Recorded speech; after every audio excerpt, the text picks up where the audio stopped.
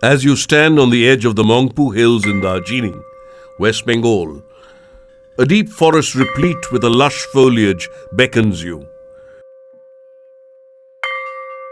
Darjeeling conjures visions of mountain peaks, the serenity of vibrant green hills steeped in splendor, a land of breathtaking beauty crowned by the majestic Himalayas.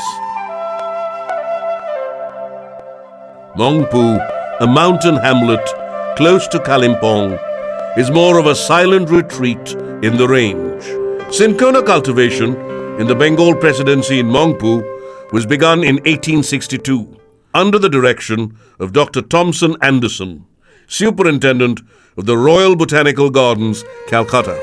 The initial object was to maintain these plantations to supply the people with a cheap remedy for malarial fever, which was at that time a global epidemic and endemic disease.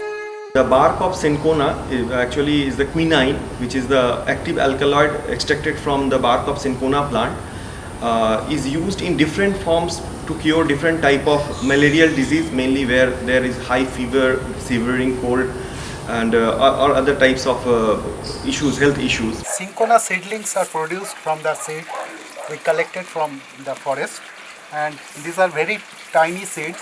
We make the seedlings in the bed, and Cinchona is a seed-loving tree. That's why we plant Cinchona and as well as forest tree side by side.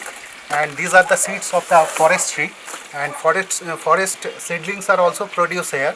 Resham firiri, resham firiri, ure rajauki daram bhanjan resham firiri, chore rajaunu sakina maile baru maya sangai jau, resham firiri, resham firiri, ure rajauki daram bhanjan. Cinchona has become the main source of income of thousands of local people since last 150 years. Their education, healthcare, livelihood, everything depends on the Cinchona plantation. Why Cinchona was so important? It was very, very important. The countries who wanted to have control over the entire world, to have a Cinchona plantation, to have a remedy for malaria, was having like present day atom bomb. A country having a solution for the malaria was most powerful, and the Cinchona was the only solution for that dreaded disease malaria. This quinine extraction factory was established in 1875 by British government. Till March 2000 it was functional, and after that, due to some technical problem to meet up the GMP standard, the processing unit is no longer in use.